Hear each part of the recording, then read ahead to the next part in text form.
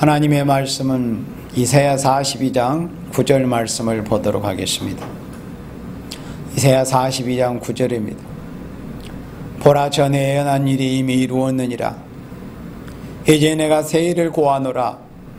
그 일이 시작되기 전이라도 너희에게 이르노라. 이사야 42장에 하나님께서 3대 역사를 말씀하실 때 예수님이 이 땅에 오실 것과, 그리고 예수님의 분부를 받들어서 땅끝까지 복음이 전해지는 사도들, 성도들의 역사가 있을 것과, 그러한 예언된 말씀이 다 이루어지고 나면은 보라, 전에 예언한 일이 이미 이루었느니라. 이제 내가 새 일을 고하노라 하신 말씀처럼 하나님께서 새 일을 고하는 일이 있게 될 것을 말씀을 했습니다. 새 일을 고한다는 의미는 실체적인 새 일의 역사가 있다는 것을 의미하지 않겠습니까? 42장 9절에서는 새 일을 고하는 말씀, 그 다음에 우리 한 장 넘겨서 이사야 43장 19절 말씀에 이사야 43장 18절 말씀부터 보도록 하겠습니다. 너희는 이전 일을 기억하지 말며 하나님께서 새 일, 새로운 일을 행하시기까지, 하나님께서 창조로부터 하나님이 새 일을 행하실 때까지 그 과정에서 있었던 많은 이적 기사, 하나님의 능력 역사, 하나님의 영광이 나타났던 그러한 일들이 있었지만은 그 이전 일들은 기억하지 말며 옛적 일을 생각지 말라. 그래, 이 말씀의 의미는 지난 날들의 하나님의 그 역사와 놀라운 일들을 무시해버리고 기억해서 망각해버리는 뜻이 아니라, 지난 일들과는 새 일을 하나님이 행하시는 일이라고 하는 것은 그 새 일을 행하시기 전에 있었던 모든 일들과는 그만큼 비교할 수 없는 크고 영광스러운 일이다 하는 이런 의미의 말씀입니다. 그리고 19절 말씀에 보라, 내가 새 일을 행하리니. 그래, 이전 일을 기억하지 못할 정도로 비교할 수 없는 이런 일이 인간 종말이 있게 되는데, 그 하나님의 일이 뭐냐 할 때 새 일이라는 것을 말씀했습니다. 보라, 내가 새 일을 행하리니 이제 나타낼 것이라. 42장 9절에서는 새 일을 하나님이 고하셨습니다. 43장 19절에서는 이제 새 일을 행하신다는 것을 말씀했습니다. 너희가 그것을 알지 못하겠느냐. 정령이 내가 광야의 길과 사막의 강을 내리니. 새 일이라는 것은 바로 이런 일이라는 것을 하나님이 결론적으로 말씀하셨습니다. 지금 우리 눈에 보이는 이 지구의 사람들의 모습, 범죄에서 타락한 인간들의 모습, 악인들이 득실거리는, 또 악인들이 득세하는 이런 모습, 또 모든 만물들이 오염되고 부패한 이런 모습들, 이런 모습들이 다 이제 거친 듯이 없어져 버리고, 정령이 내가 광야의 길과 사막의 강을 내리니, 이 모든 자연, 하나님께서 지으신 이 피조 모든 환경까지라도 완전히 새로워지는 이런 일을 성경에서 말씀하는 새 일이라고 하는 것입니다. 그런데 그 하나님의 성경에서 말씀하신 19절 같은 이런 새 일이라는 것은 갑자기 벼랑간 되어지는 일이 아니고, 42장 9절에서 이미 하나님께서 종들을 통해서 고하는 역사가 있으며, 그리고 새 일의 역사가 시작이 될 때 그런 과정이 어떻다 하는 것을 이제 이사야 43장 1절에서부터 말씀을 하신 것입니다. 그래서 오늘 여러분들에게 전하고자 하는 말씀의 제목은 지난 날들, 또 지난 시간에 있어서 여러 번 전해왔던 그런 말씀입니다. 우리 교회의 사명이 그러하다 보니까 아무래도 이러한 말씀을 전하는 횟수가 잦을 수밖에 없습니다. 여호와께서 새 일을 행하려 나타낼 일입니다. 여호와께서 새 일을 행하려고 나타나실 때 어떠한 역사가 하나님께로부터 여호와의 종들을 통해서 있게 될 것인가 하는 것을 이사야 43장에서는 말씀을 했습니다. 그래서 여호와 새 일을 행하려 나타낼 일이 어떤 일이냐 하는 것을 1절에서부터 이렇게 쭉 말씀을 하셨습니다. 하나님은 이날까지 잠잠히 숨어 계신 것처럼 그렇게 계셨습니다. 그렇지만 하늘에 구름이 소리 없이 그렇게 떠 있는 것처럼 하나님은 가을 하늘의 운무와 같이 조용히 이 세상을 내려다보고 계신다는 것을 말씀했습니다. 그래서 하나님은 참참히 숨어 계시는 것처럼 지금까지 계셨습니다. 그러다 보니까 인간들이 하나님이 아니 계신 것처럼 그렇게 착각들을 하고 사는 겁니다. 하나님을 심지어 무시하고 심지어 하나님을 대적하는 그런 인간들까지 있고 아예 하나님을 대적하는 말과 이론과 논리 그런 교리까지 나오고 아예 무신론 사상 무신론이 교리화되기까지 하고 그렇게 짐짓 하나님을 대적하는 이런 모습을 보여하고 지금도 더 극심하게 보이고 있는 것이 이 시대에 사는 인간들의 모습입니다. 그래서 하나님이 없다는 그런 자들에게 미혹을 당하고는 이런 세상입니다. 그러면 어찌해서 하나님께서는 이날까지 크게 이사야 43장 같은 이런 역사를 하시지 않았느냐? 여호와께서 나타나서 역사하시지 아니느냐? 물론 하나님 역사하시지 않는 것이 아니지만 사람들의 눈으로 보고 체험하는 것이 그렇게 느껴진다 그겁니다. 꼭 하나님이 역사하지 않는 것처럼 하나님은 안 계시는 것처럼 왜 하나님이 지금까지 그렇게 조용히 계셨느냐? 약속의 말씀, 언약의 말씀을 누가 신실하게 믿고 끝까지 참고 하나님 앞에서 진실한 모습을 보이느냐 하는 것을 검열하시기 위해서 신실한 종들, 진실한 종들을 검열하는 그런 기간이었습니다. 그래서 하나님께서 지금까지 잠잠히 아니 계신 것처럼 계신 것뿐이었습니다. 그러나 종말에 가서는 새 일을 행하려고 세상에 이제 하나님 여호와 새 일의 역사를 본격적으로 나타내시겠다는 것을 이사야 43장이 이렇게 말씀하신 것입니다. 그래서 새 일을 행하시는 하나님의 역사는 이제 어떻게 진행이 될 것인가, 과연 새 일의 역사가 무엇인가 하는 것을 여기 1절부터 이렇게 쭉 말씀하신 것입니다. 야곱아, 너를 창조하신 여호와께서 이제 말씀하시느니라. 하나님이 비로소 말씀하십니다. 이스라엘아, 너를 조성하신 자가 이제 말씀하시느니라. 하나님이 너를 창조하셨다고 그랬습니다. 이스라엘에 너를 조성하셨다. 여기서 사용된 이 조성이라는 이 단어, 이 말씀은 창세기 1장 1절에서 하나님이 태초의 천지를 창조하시니라는 그 단어가 여기에 사용되었습니다. 이스라엘에 너를 조성하신, 너를 창조하신 자가 이제 말씀하시느니라. 하나님은 우리를 지으셨습니다. 저나 여러분들은 하나님의 창조물입니다. 피조물입니다. 하나님이 지신 모든 만물 중에 가장 영화롭고 아름답고 보배롭게 지으신 생명들 바로 하나님의 택하신 생명들입니다. 하나님께서 말씀하십니다. 너는 두려워 말라. 내가 너를 구속하였고 내가 너를 지명하여 불렀나니. 지명해서 불렀다는 것입니다. 너를 지명해서 불렀다. 하나님께서 우리 이름을 불러주시면서 우리 이렇게 지목해서 이름을 불러서 너를 지목해서 지명하여 불러나니 너는 내 것이라.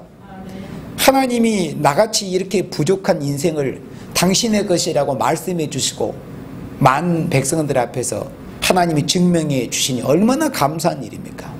너는 내 것이라. 우리가 하나님 앞에 소속이 되었다는 겁니다.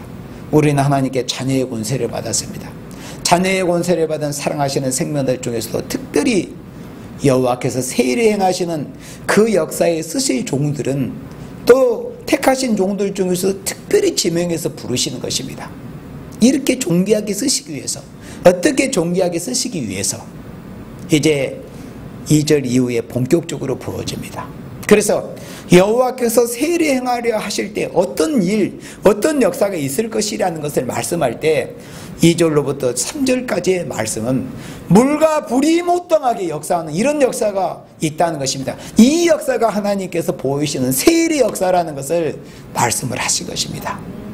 물과 불이 못당하게 역사하는 이런 역사가 있다는 겁니다. 2절에 내가 물 가운데로 지날 때 내가 함께 할 것이라. 강을 건널 때 물이 너를 침몰치 못할 것이며 내가 불 가운데로 행할 때 타지도 아니할 것이요 불꽃이 너를 사르지도 못하리니. 우리가 이 말씀이 하나님의 말씀이게 믿어지고 아멘이 되는 거지, 하나님의 말씀이 아니라면은 도대체 이게 믿을 수 있는 말씀입니까? 어떤 신화나 만화를 보는 것 같잖아요. 그러나 우리는 이러한 말씀이 왜 확실하게 믿어집니까? 하나님의 말씀이기에. 하나님은 당신의 종 선지자들을 통해서 이렇게 약속하신 하나님의 변치는 언약의 말씀이기에 이 말씀이 글자 그대로, 이 말씀은 결코 비유가 아니다. 비유라는 것은 비유 즐기하는 자들은 자신들이 그런 하나님의 은혜와 역사를 받지 못할 생명들이기 때문에, 너는 자신들이 이런 역사를 하지 못할 생명들이기 때문에 비유로 돌리는 것 뿐입니다. 이사야 42장 2절의 이 말씀은 문자적으로 그대로 이루어질 말씀입니다. 강을 건널 때도 물이 너를 침몰하지 못할 것이다. 이런 역사는 구약에서 예언적으로 이미 보여줬습니다.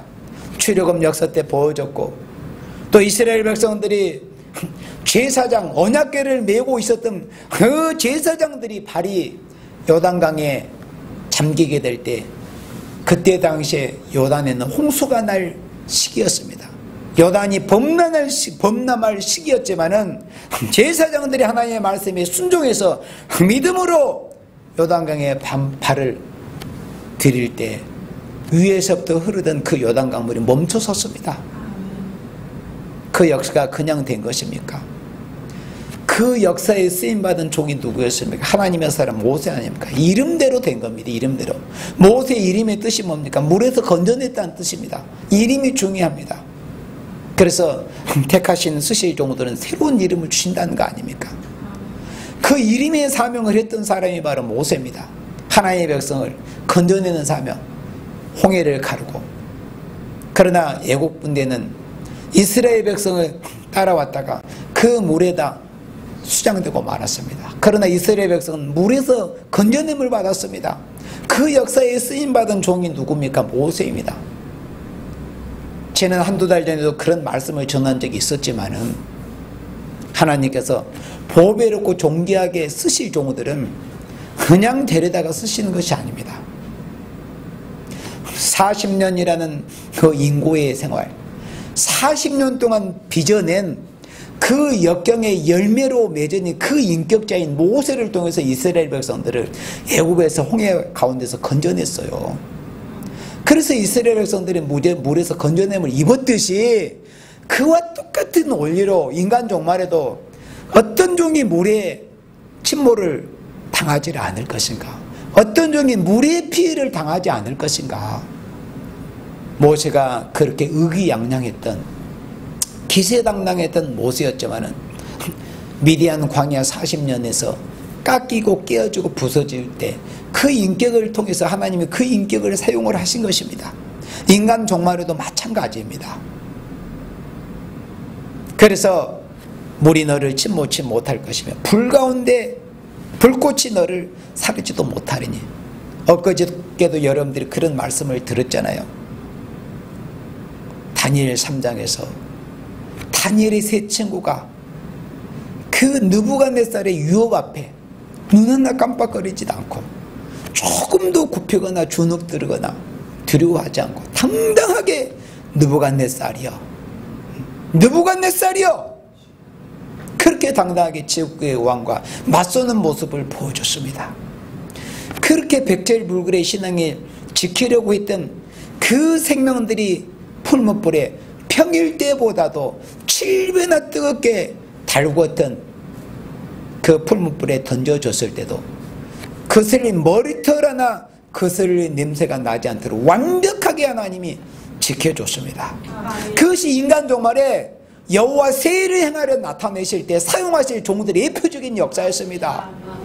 그런 역사가 구약에 실제로 나타나 보여졌기 때문에 우리는 더 확실하게 믿을 수 있지 않겠습니까? 우리에게 그런 믿을 만한 증거를 확실하게 주셨던 것입니다. 정말의 세일의 역사에 쓰임받을 종들이 바로 물의 침몰을 당하지 않습니다. 물의 피해를 당하지 않는 거예요. 물의 피해를 당해서 죽거나 물의 피해를 당하지 않은 이런 인격. 설령 불구덩이에 던져져도 몸에 피해를 당하지 않는 이런 인격. 이런 인격이 여호와 세를 행하려 하실 때 쓰임을 받은 종들의 인격이고 모습입니다. 진정한 여호와의 증인의 모습이라는 것은 바로 그런 모습이 실제적으로 역사로 보여져야 됩니다. 말로만 증인, 말로만 예수의 증인, 말로만 여호와의 증인이 아니라 진짜 예수의 증인, 여호와의 증인은 여호와께서 함께해 주시는 그런 역사가 실제적으로 보여지는 겁니다.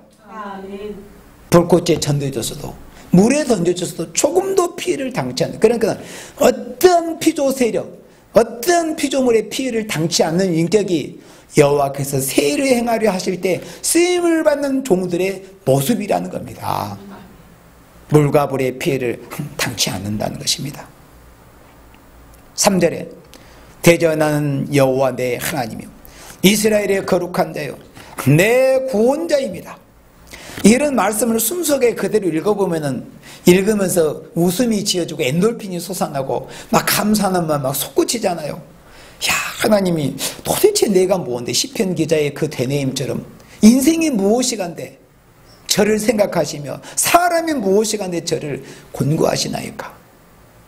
황궁무지하로소이다 하면서 본문을 읽어보면 얼마나 감사합니까? 나는 여호와 너희 하나님이다. 천지와 만물을 창조하신 조물주 여호와께서 나의 하나님이 되신, 얼마나 이것만 해도 우리가 행복하고 감사하지 않습니까? 이스라엘의 거룩한 자는 내 구원자입니다. 나를 예를 들어서 어떤 사람이 와서 건져줄게, 구원해줄게 약속하면 믿음지 못하잖아요. 사실 인생은 불완전하니까. 그런데 천지를 창조하신 하나님께서 말씀 한마디로 천지를 창조하신 분인데 또 앞으로 이 천지를 말씀 한마디로 없애버릴 수도 있을 분이시고 또 다시 새하늘과 새 땅을 말씀으로 새로이 지어내실 수 있는 창조력을 가지신 분이 나의 주, 나의 하나님이 되신다니 얼마나 감사합니까? 내 구원자입니다. 내가 애굽을 너의 속량물로 구스와 스바를 너의 대신으로 주었느라. 하나님은 여호와 세를 행하려 사용하시는 이런 종들을 위해서는 한 민족이라도 한 나라라도 하나님은 대신하실 수 있다는 겁니다. 그러니 이런 말씀을 읽을 때 얼마나 참 감사한 마음이 듭니까? 우리가 도대체 무엇이 간데?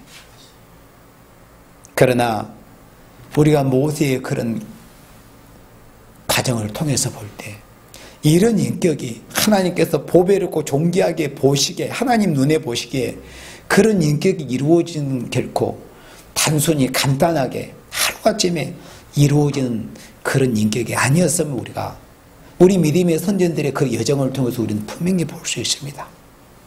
4절에 내가 너를 보배롭고 존귀하게 여기고, 하나님께서 보배롭고 존귀하게 보시는, 여기시는 이런 종들은 간단하게 단순히 하루아침에 이루어지는 그런 인격이 아니라는 겁니다.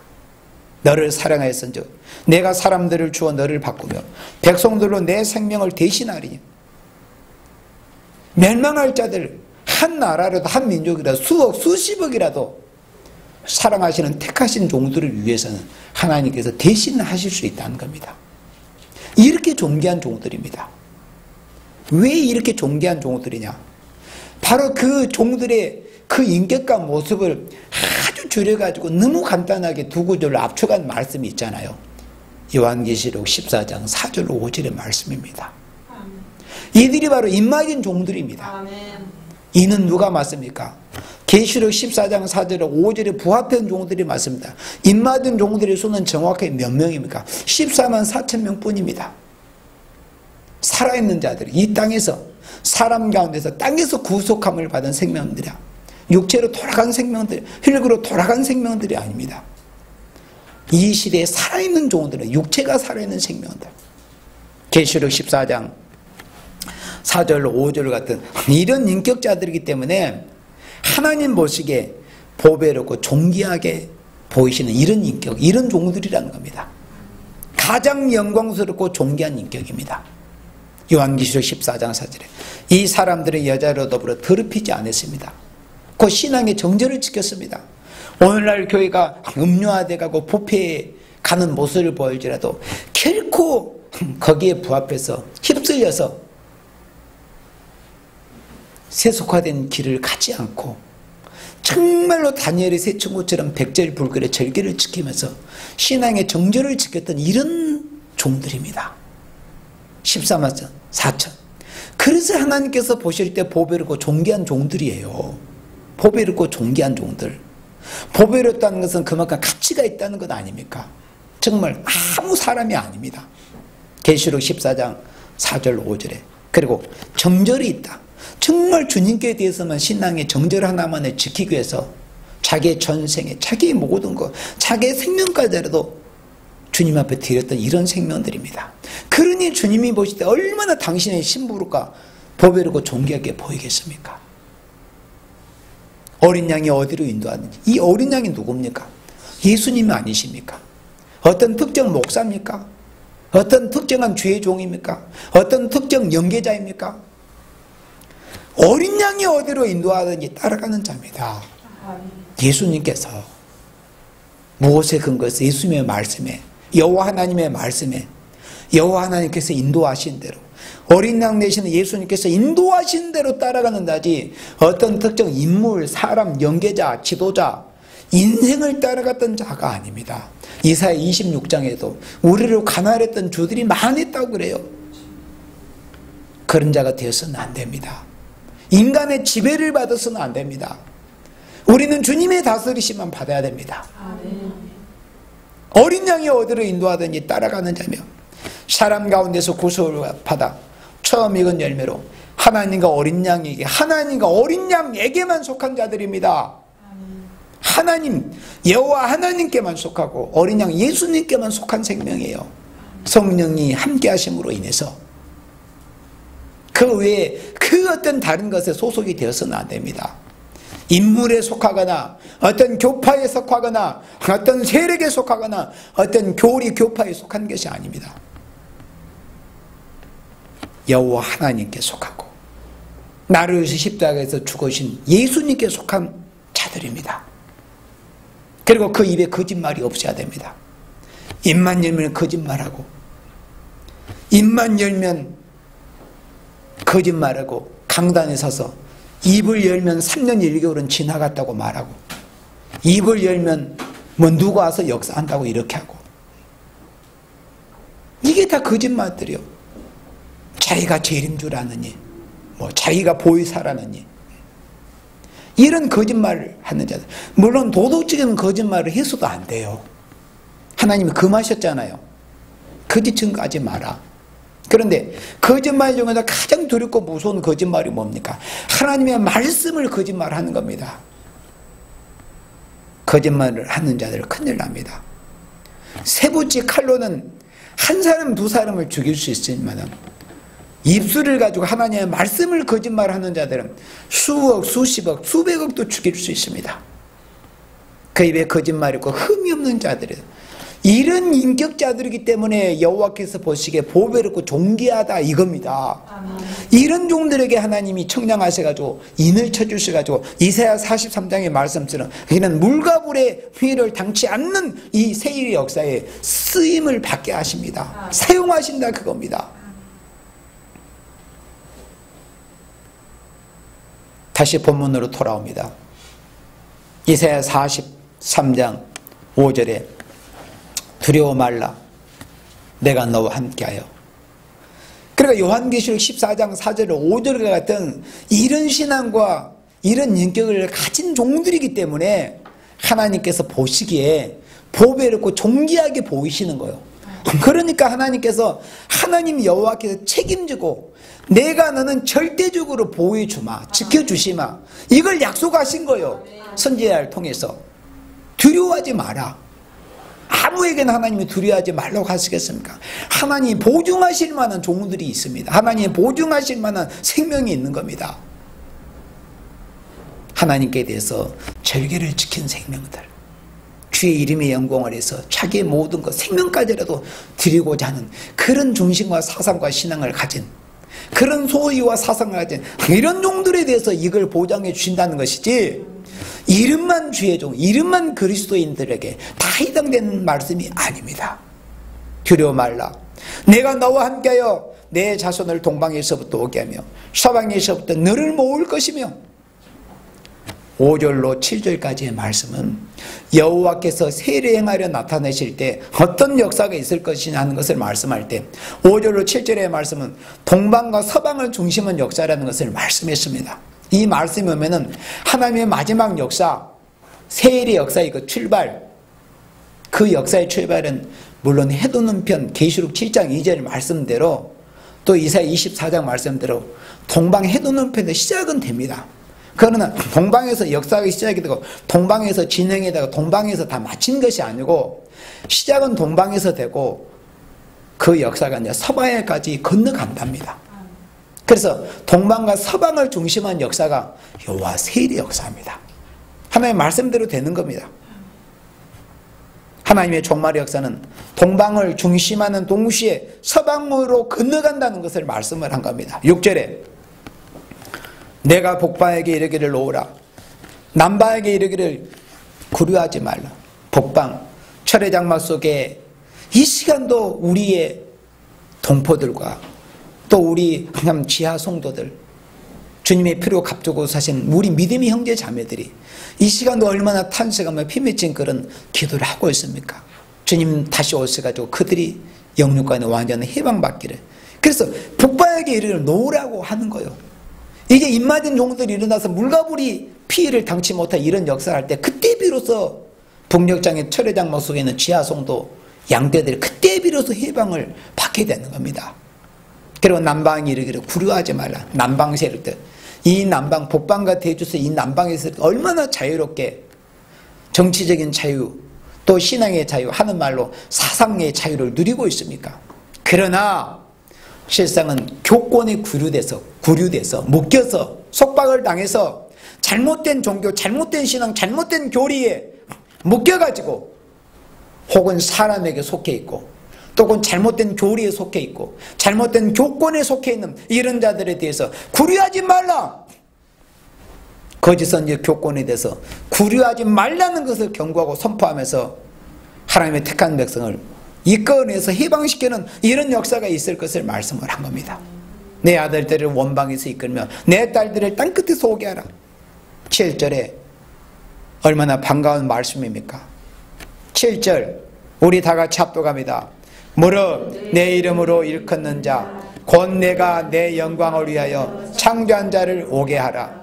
그들을 내가 지었고 만들었느니라. 아멘. 얼마나 감사한 말씀입니까? 우리 하나님의 말씀 읽을 때마다 감사가 느껴져야 되지 않습니까? 그게 그 영이 살아있는 생명의 모습입니다. 무릇 내 이름으로 일컫는 자 곧 내가 내 영광을 위하여 창조한 자를 오게 하라. 우리가 하나님의 영광을 위해서 창조하심을 받은 생명들인 것을 믿습니까? 믿잖아요. 과연 우리가 누굽니까? 그래서 우리가 존귀한 거예요. 하나님의 영광을 위해서 지음을 받은 생명들, 하나님의 영광을 나타내기 위해서 지음을 받은 생명들이 복이 있고 존귀하고 보배로운 생명들입니다. 이 땅에 생명받아 태어나서 하나님의 영광을 가리고 간 사람들 얼마나 많이 있습니까?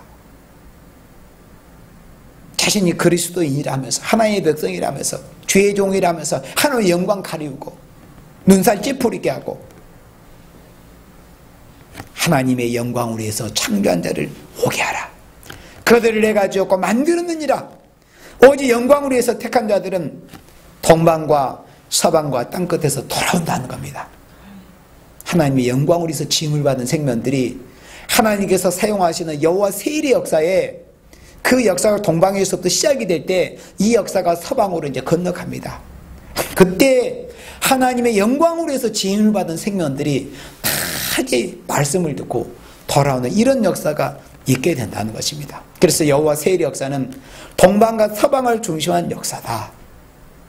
요한계시록 7장 2절에서 해 도는 편에서 하나님이 인을 가지고 올라와서 다른 천사가 이렇게 외치는 모습이 보입니다. 땅과 바다를 해롭게 할 권세를 얻은 네 천사를 하나 큰 소리로 외칩니다. 우리가 우리 하나님이 임하여 인치기까지 땅이나 바다나 남을 해하지 말라. 그러니까 임마진 종들의 수가 차기까지는 결코 큰 세계적인 전쟁이 없다는 것을 우리가 성경에서 분명히 알고 믿어야 됩니다. 믿고 알아야 됩니다. 하나님의 말씀을 바로 알지를 못하면은 뭐 어디서 무슨 소리가 들리면 사람이 그 마음이 흔들리게 됩니다. 그래서 성경을 바로 알아야 되는 거예요. 우리가 우리 하나님의 이마의 종들의 인치기까지는 땅이나 바다나 나무는 해하지 말라. 그러니까 세계적인 큰 전쟁이 앞으로 분명히 있을 것은 분명합니다. 그러나 우리가 우리 하나님 이마의 인치기까지, 종들의 이마의 인치기까지 14만 4천이라는 종들의 수가 차기까지는 세계적인 큰 전쟁이 없다는 것을 말씀을 한 겁니다. 인간 종말의 마지막 전쟁이. 그래서 우리가 큰 전쟁이 있기 전에 하나님께서 우리를 준비시키는 거예요. 입맞은 종들이 되라고. 우리가 지금 인을 맞지 못한 상태에서 세계적인 전쟁이 있다면 우리도 피해를 당할 수밖에 없는 것입니다. 이런 은혜로운 기간을 주실 때 우리가 힘써 해서는 수고를 다해서 입맞은 종이 되기 위해서, 입맞은 종으로 이사야 43장 같이 쓰임받을 종이 되기 위해서 우리가 준비하고 힘쓰는 것이 있어야 됩니다. 지금은 그럴 시기입니다. 그렇게 해서 이사야 60장에 일어나서 빛을 발하는 역사가 있습니다.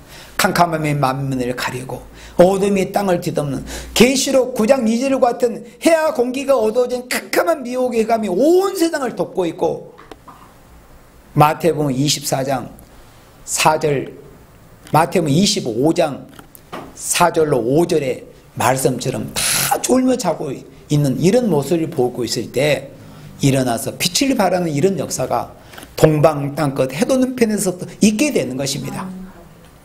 그래서 말씀의 빛으로 이 캄캄한 한감된 세상의 말씀의 빛을 발산할 때 이제 동방에서 시작이 된 이 마지막 동방 역사가 서방에까지 건너가서 서방에 있는 성도들도 이사야 60장의 본문 그대로 보여준 모습대로 비둘기처럼 날아오기도 하고, 또 다시들의 선척들이 많은 재물을 가지고 동방으로 오는 그런 말씀이 성취가 됩니다. 그러므로 인해서 창세기 9장 25절 이후의 말씀처럼 셈의 하나님 여호와를 찬송하리로라는 그 언약의 말씀이 비로소 응하게 됩니다.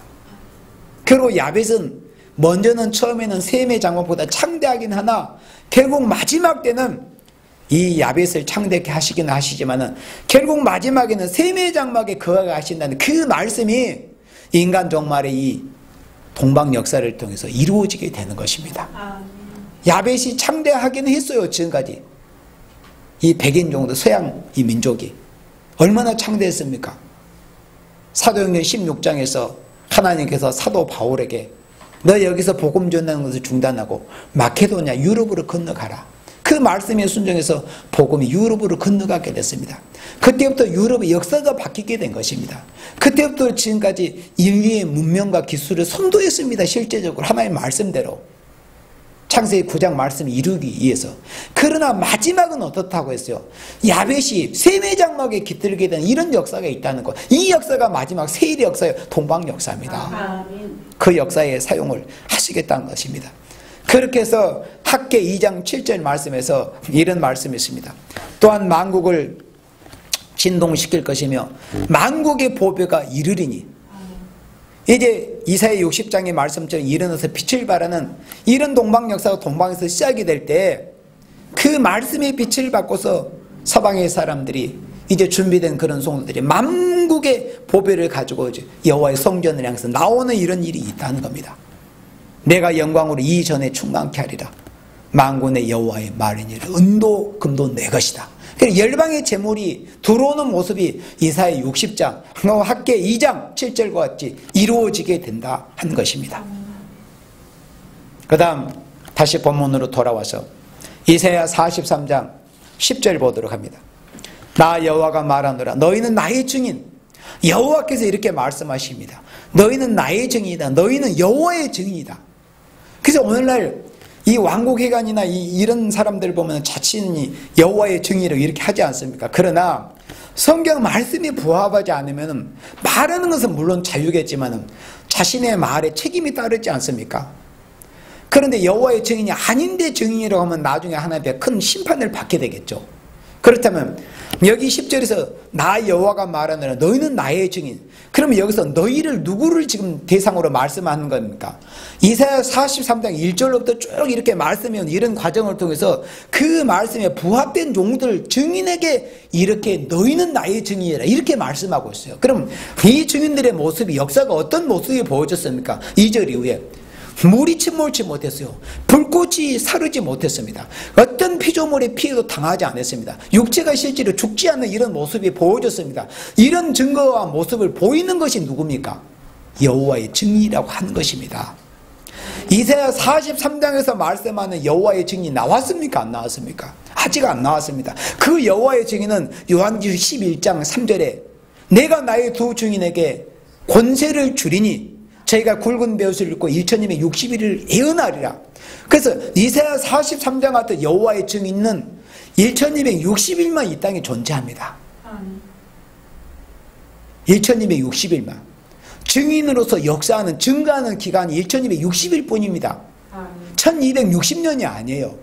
1260일이 증거가 전 3년 반 그 증거가 마치고 나면 후 3년 반으로 들어가고 그 전 3년 반 1260일 증거가 마치고 나서 3일 반 쓰러졌다가 그리고 나서 그 3일 후에 예수님이 공중 재림하셔가지고 이리로 올라오라. 이렇게 해서 그 증인의 사명이 이제 마무리되는 겁니다. 성경에서 말씀하는 여호와의 증인은 결코 아직 나오지 않았어요. 입맞은 종이 나올 때 1260일 예언이 시작이 될 때 그때 비로소 이사야 43장 같은 여호와의 증인이 나오게 되는 겁니다. 그래 전에 자신이 여호와의 증인이라고 하는 자는 다 거짓 선지자들, 거짓 선지자들, 거짓 증인들입니다. 그리고 1260일이 다 지나가 버렸는데 또 후 3년 반에 뭐 내가 증인이다. 이것도 다 거짓 선지자들입니다.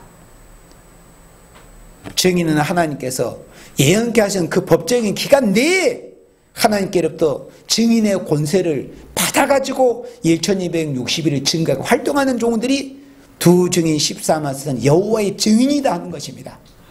그 날수에 들지 않는 자들은 가짜이며 또 이사야 43장과 같은 이런 인격과 능력을 보이지 못하는 자들은 여호와의 증인이 아니에요.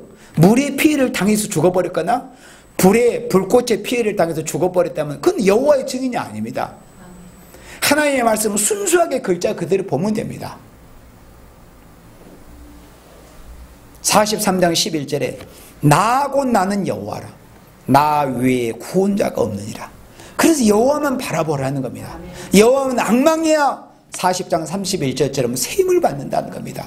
이사야 43장 같은 종은 이사야 40장 31절에서 오직 여호와를 바라봤던 그 종들이 이사야 40장 31절에서 세임을 받아가지고 43장 같은 이런 역사를 하는 모습을 이렇게 보이는 겁니다. 그 다음 12절 봅니다. 내가 고하였으며 구원하였으며 보였고 너희 중에 다른 신이 없었나니 그러므로 너희는 나의 증인이요 여호와의 증인이요 물과 불의 피해를 당치 않는 증인 나는 하나님이라 여호와의 말이니라. 여호와 하나님만이 유일하신 하나님이셔요. 하나님만이 우리의 신앙의 대상자이신 우리는 예수님을 통해서 하나님을 섬기는 생명이 되지 않았습니까? 그래서 예수 바로 믿지 않는 자들은 아무리 하나님 찾고 여호와 이름을 부르도 가짜들입니다. 예수님이 말씀하셨습니다. 나로 말미암지 않고는 예수 그리스도로 말미암지 않고는 예수님의 완전성을 믿지 않는 자들은 아무리 하나님을 찾고 알라시는 찾고 여호와를 찾는다고 전부 가짜입니다. 하나님께 이룰 수 없습니다. 여호와 하나님께 이루는 통로는 오직 예수 그리스도라는 문을 통하지 않고는 여호와 하나님께 나아갈 수 없습니다. 내가 곧 길이요 진리요 생명이다. 예수님이라는 문을 통하지 않고는 하나님께 나아갈 수 없습니다. 43장 13절에 과연 태초로부터 12절 봅니다. 내가 고하였으며 구원하였으며 보였고 너희 중에 다른 신이 없었나니 그러므로 너희는 나의 증인이요 나는 하나님이라 여호와의 말이니라. 과연 태초부터 나는 그니 내 손에서 능히 건질 자가 없도다. 내가 행하려니 누가 막으리요. 여호와께서 세를 행하려 나타나실 때 이 일의 세 번째는 인력으로 당할 수 없는 역사가 있다는 거예요. 인력, 인간의 힘으로 당할 수 없는 역사다. 여호와 새 일의 역사는 인력으로 당할 수 없는 역사다. 만약에 하나님께서 새 일을 행하시는데 새 일에 사용하시는 그런 종들을 뭐 피해를 준다거나 아니면 죽인다거나 뭐 이긴다거나 임의적으로 이렇게 한다면은 그건 하나님의 말씀이 가짜가 돼버리는 거죠. 하나님께서 분명히 이렇게 말씀하셨습니다. 내가 행하리니 누가 망하려. 이 세상에 어떤 정치적인 세력, 어떤 무력, 어떤 종교의 세력, 어떤 경제권의 세력, 어떤 사상이라 할지라도 하나님이 행하시는 새 일, 여호와 새 일을 막을 자가 있다는 거예요, 없다는 거예요? 없다는 겁니다. 내가 행하리니 누가 막으리요. 지금 얼마나 하나님의 새 일을 대적하는 자들이 지구상에 많지 않습니까? 그러나 감히 하나님을 막아요. 하나님이 하시는 새 일을 내가 행하리니 누가 막으리요. 하나님의 종들을 이렇게 진짜 신과같이 사용하지 않습니까? 말로만 내가 신이다, 말로만 내가 예수다, 재림주다, 보혜사다, 다 거짓말이지 않습니까? 정말 성경에서는 신과같이 사용하시는 종들의 모습이 보여졌습니다. 그 장 중에 한 장이 이사야 43장입니다. 훗날 제가 거기에 관한 말씀을 또 전하려고 생각도 하고 있습니다. 진짜 하나님께서 종들이 신과같이 쓰신다고 성경이 그렇게 말씀하셨습니다. 우리 인간이 신이 되는 건 아닙니다. 그러나 분명히 이사야 43장 같은 모습을 볼 때 신과같이 이렇게 사용하고 계시잖아요. 말로만 신이 아니라 이런 역사를 나타내 보여야 하나님께서 아무개 주는 신과같이 사용하시구나 이렇게 다 공감하지 않겠습니까? 내가 행하리니 누가 막으리요. 14절에 너희의 구속자여 이스라엘의 거룩한 자 여호와가 말하노라. 너희를 위하여 내가 바벨론에 보내어 모든 갈대아 사람으로 자기의 연락하던 배를 타고 도망하여 내려가리라. 이날까지는 바벨적인 이방 북방 세력이 하나님의 자녀를 괴롭혀 왔습니다. 지금도 괴롭히고 있습니다. 그러나 종말의 역사가 일어날 때는 전부 도망하고 만다는 것을 말씀을 한 겁니다. 이것은 원수를 갚아주려고 일어나는 역사이기 때문에 그렇습니다. 세일의 역사라는 거 있잖아요. 하나님의 사랑하시는 종들의 온통한 핏값을 갚아주는 신혼의 역사이기 때문에 그런 거예요. 은혜시대 종들은 물의 피해를 당했습니까? 안 당했습니까? 물의 피해를 당했습니다. 은혜시대는 불의 피해를 당했습니다. 원수의 피해도 당했습니다. 일제 때 일본 외순사들에게, 외경들에게 우리 믿음의 선진들, 훌륭한 종님들이 죽임을 당하기도, 핍박을 당하기도 하고 순교하기도 했습니다. 그걸 허락했기 때문에. 어차피 은혜시대는 하나님께서 살아서 새 시대가 그런 시대가 아니기 때문에. 그러나 종말에는 그렇게 쓰러져 가신 하나님의 귀한 종들이 그 온통한 핏값에 대해서 갚아주실 신혼의 역사이기 때문에 마지막 역사, 하나님의 새 일 역사는 원수 갚는 역사라는 겁니다. 그래서 말세의 증인 앞에 다 굴복한다는 겁니다. 다 도망하는 역사입니다. 전부 무서워서 기호만 봐도, 앞으로는 이사야 30장 31장의 말씀처럼 기호만 봐도 두려워서 도망가는 이런 역사가 종말의 새 일 역사라는 것을 말씀을 했습니다. 구약 때도 그런 예언적인 역사가 실제로 보여줬잖아요. 엘리야 결론이 어땠습니까? 하나님의 사람 엘리야 결론이 불수리 타고 회리바람에 이끌려서 올라갔잖아요. 그러면 엘리야가 갑자기 올라갔습니까? 실제로 그런 역사를 보였지 않습니까? 자신을 잡으러 왔던 그 50부장과 50인을 2번씩이나 살려버렸지 않습니까? 그러면 총 도합 몇 명인가? 102명을 살려버린 거예요. 50부장과 50인을 2번씩이나 살려버렸습니다. 그런 역사를 실제로 보였습니다. 그리고 요단강을 실제로 엘리사를 데리고 건넜습니다. 요단강을 말로만이 아니라. 그런 역사를 보이는 종이 변화송도요, 죽지 않고 살아서 승천할 종이다 그겁니다. 그런 역사를 하다가 결국은 엘리야가 죽음을 보지 않고 바로 하늘나라로 옮겨갔잖아요. 인간 종말에도 살아서 새 시대 갈 종들은 이사야 43장 같이 그렇게 실제로 자신의 몸이 물의 피해를 당하지 않는 거예요. 그리고 자신의 몸이 실제로 어떤 불이나 불꽃이나 화염의 피해를 당하지 않는 모습이 보여지는 이런 역사를 나타내는 이런 종이 변화송도이며 14만 4천이며 여호와의 증인이며 죽지 않고 살아서 주님을 맞이할 종들이라 하는 겁니다. 그리고 15절 봅니다. 다시 본문으로 돌아와서 이사야 43장 15절에 나는 여호와 너희의 거룩한 자요 이스라엘의 창조자요 너희 왕이니라. 바다 가운데 길을 큰 물 가운데 척경을 내고, 이 말씀 지금 출애굽 때 상황을 말씀하고 있지 않습니까? 병거와 말과 군대의 용사를 이끌어내서 그들로 일시에 엎드려져 일지 못하고 소멸하기를 꺼져가는 등불같게 한 나 여호와가 말하노라. 출애굽의 그 역사가 얼마나 장엄하고 위대한 역사였습니까? 굉장한 역사였지 않습니까? 우리가 그런 어떤 출애굽 역사를, 그 출애굽 영화를 몇 번 보기도 했지 않습니까? 얼마나 참 그 장엄한 역사예요. 그런데 마지막 하나님이 행하실 세일의 역사라는 것은 여기서 18절에 처음에 우리가 읽었잖아요.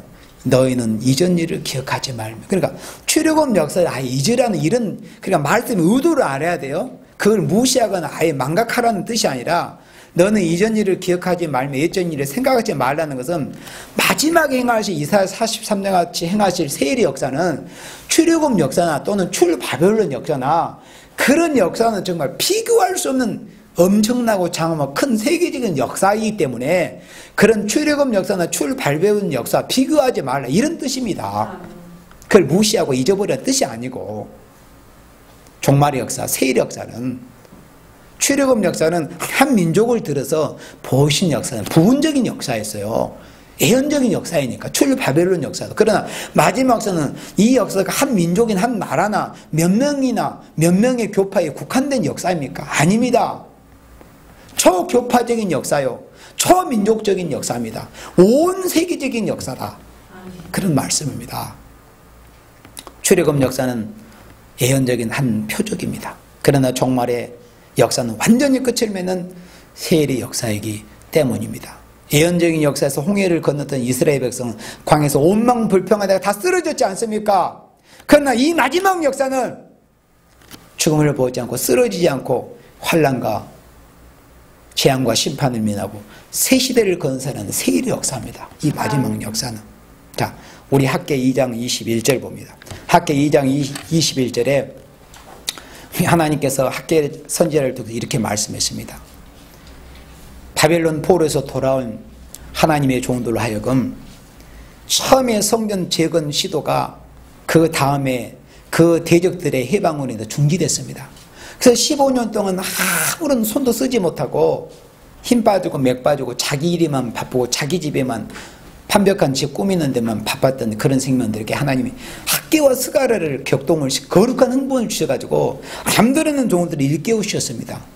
그리고 그런 말씀을 하시면서 마지막 결론적인 말씀을 하실 때 이렇게 종말에 관한 말씀을 예언케 하셨어요. 무슨 말씀이냐면은 너는 유다 총독 스룹바벨에게 고하여 이르라.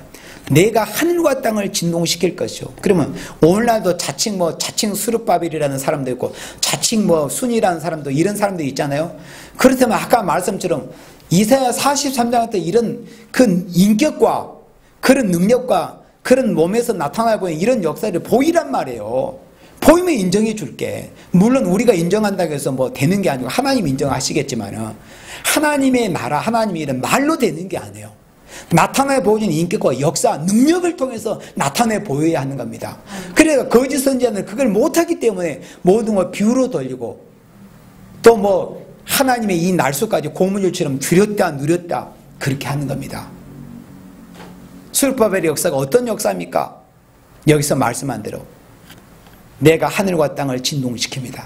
스룹바벨이라는 종이 앞으로 이제 입맞은 종, 순회 종들이 하나님이 세우시면은 이런 역사가 이사야 43장처럼 보여집니다. 실제로 늙고 변들고 힘을 쓰지 못하고 숨쉬기도 가쁘고 이런 모습이 아니고 새 힘이 임하는 그 순간 스룹바벨 같은 그런 능력과 권세가 임하고 입맞은 종, 스룹바벨 같은 이런 종들, 순회 종들이 나타나면은 정말 하루 종일 울면서 전도하고 밤잠 안 자고 기도하고 부르짖도 조금 더 피곤치 않은 그런 시간을 1260일을 지내는 거예요. 그것이 순회 종들의 모습이고 스룹바벨 같은 권세를 받은 증인 권세를 받은 종들의 모습입니다. 아무리 어떤 사람이 저 사람은 누구다 아무게 이렇게 해도 다 소용없습니다. 절대 여러분들 믿지 마십시오. 거짓 선지들은 그렇게 속입니다. 만약에 하나님의 말씀을 거짓말하는 자들은 어떻게 됩니까? 큰일 납니다. 예. 22절에 열국의 보좌를 엎을 것이요. 이런 권세가 있으면 엎어야죠. 아멘. 열방의 세력을 멸할 것이요. 그 병거들과 그 탄자들 엎드려뜨리니 말과 그 탄자가 각각 그 동무의 칼에 엎드려지리라. 그런데 보세요. 학기 2장 21절에는 내가 하늘과 땅을 진동시킬 것이요. 이 말씀을 했거든요. 이 말씀을 히브리서 기자가 히브리서 12장 26절에 다시 인용을 할 때, 자 보세요. 그때가 언제냐면은 모세 때입니다. 출애굽 때. 시내산에서 하나님께서 하나님의 사는 모세를 올라오게 하셔가지고 율법을 주실 때 그 광경이 출애굽기 19장에서 보면 잘 나와 있어요. 그때 땅이 진동했습니다. 산은 화염이 덮여 있었고 검은 구름과 화염이 여호와께서 강림하셔서 모세에게 율법을 수여하시고 공포하시는 그때의 광경을 지금 말씀합니다. 그때 상황, 그때에는 그 소리가 어디를 진동했습니까? 땅만 진동했습니다. 하나님께서 시내산에 강림하셔가지고 율법을 수여하실 때는 그 소리가 땅을 진동하였거니와 이제는 인간 종말에 여호와께서 세일을 행하실 때를 말씀한 거예요. 이제는 약속하여 가라사대 내가 또 한 번 땅만 아니라 그리고 출애굽 때 시내산에서 하나님께서 이스라엘 백성에게 율법을 수여하시고 출애굽 역사와 같은 그때와 같이 땅을 진동을 시키는 것뿐만 아니라 마지막 세일 역사에는 땅뿐만 아니라 땅은 물론이거니와 하늘도 진동하리라 하셨느니라. 아멘. 그래서 출애굽 역사는 비교할 수 없는 역사가 인간 종말이 세일의 역사라는 것을 이렇게 말씀을 한 겁니다. 그리고 요한계시록 11장 6절에서도 또 출애굽 역사와 비교할 수 없는 말씀이 보여지는데 요한계시록 11장 6절 저희가 권세를 가지고 하늘을 닫아 그 예언을 하는 날 동안 비오지 못하게 하고 예언을 하는 날 동안 비오지 못하게 하는 그러면 어떤 사람들은 뭐 전 3년 1개월을 지나갔던 사람이 있고 뭐 지금이 뭐 전 3년 반기 들어갔던 사람도 있고 이렇게 거짓말을 해야 되지 않습니까? 그런데 보세요. 성경 본문만 순수하게 알고 믿으면 그런 미혹을 받지 않을 수 있습니다. 자, 예언을 하는 날 무슨 일이 있어요? 비 오지 못하게 한다고 그랬어요.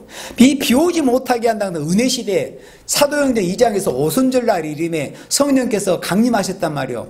그러면 여기서 비 오지 못하게 한다는 이 말씀의 영적인 의미는 성령의 은사를 비 오듯이 쏟아부어진 이런 역사가 그쳐버린다는 걸 뜻합니다. 2000년 전에 오순절 다락방에 오순절 날이 이름에 성령께서 그때 120문도에게 강림하셨단 말이에요. 그때부터 지금까지 성령의 역사가 택한 종, 택한 백성, 택한 교회들에게 꾸준히 임해 오셨단 말이죠. 그러니까 그래서 어떤 사람은 방언도 하고 뭐 은사적인 예언, 1260일 다시 예언이 아니고 은사적인 예언도 하고 또 병 고치는 신유 은사를 받아서 병자를 고치고 이런 역사가 지금까지 왔었고 지금도 흔치는 않지만 진행되고 있어요. 저희 역시도 지금 당장에 이런 것을 방언으로도 할 수 있어요. 이걸 방언으로 할 수 있다는 뭘 의미합니까? 아직 전산년 만에 들어가지 아니했다는 것을 의미하는 겁니다. 이런 두 중인 13만선 인만종들이 나오지 아니했기 때문에 지금 이 하늘이 완전히 닫히지 않고 여전히 간간히 뭐 약하지만은 그래서 성령의 은사의 역사가 좀 끊쳐지지 않고 있어요. 그런데 그 예언을 하는 동안 비 오지 못하게 한다는 것은 두 중인 인맞은 종 14만선이 이제 순회종 처음 인맞은 종들이 나오면은 제일 첫 단계가 전 3년 만에 들어가는 그 시점에서 하늘문을 닫아버립니다. 하나님께서. 그래서 지금 뭐 성령 은사를 받아서 방언하고 예언하고 신유하고 이런 능력을 보이는 사람들 은사가 다 끝나버립니다. 거둬가 버리는 거. 성령께서 은사의 역사를 다 거둬가 버리는 거예요. 그걸 지금 말씀하고 있어요. 이런 역사가 지금까지 있었습니까? 없었습니까? 없었잖아요. 그렇다면 전 3년에 들어가는 시기가 있었다는 거 없었다는 거 아직 없었다는 겁니다. 이렇게 단순하고 간단한 것을 모르기 때문에 거짓 선지자들에게 미혹을 받는 겁니다. 그 예언을 한 날 동안 비 오지 못하게 하고 그래 전 3년 만이 시작이 되잖아요. 두 중인 순회종 14만선이 나오는 그 순간 그래 순이라는 종이 나오면은 이런 역사가 바로 출발을 합니다. 1260일이 즉시 출발을 하는 거예요. 오늘 순이라는 인간들도 있잖아요. 다 거짓 선지들입니다. 일단 순이라는 종이 나오면은 이런 역사가 하늘 문이 닫혀져 버린 이런 역사가 시작이 됩니다. 모든 은사가 다 폐해져 버립니다. 그러니까 가만히 앉아서도 알 수 있어요. 말씀을 알면은.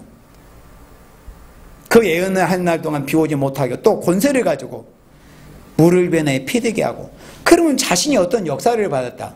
뭐 순회종이다, 두중이다, 입맞은종이다. 그러면 이런 역사에 예를 들어서 여기서 한 가지라도 물을 변화에 피디기 한번 해보시오.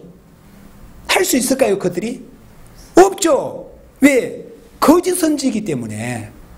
물론 거짓 선지도 앞으로 마귀가 충만하게 하면은 그런 것을 조금 좋아하는 보이기도 하지만은 그런 것도 하지도 못해. 그것도 하나님 허락을 하셔야 하는 거지.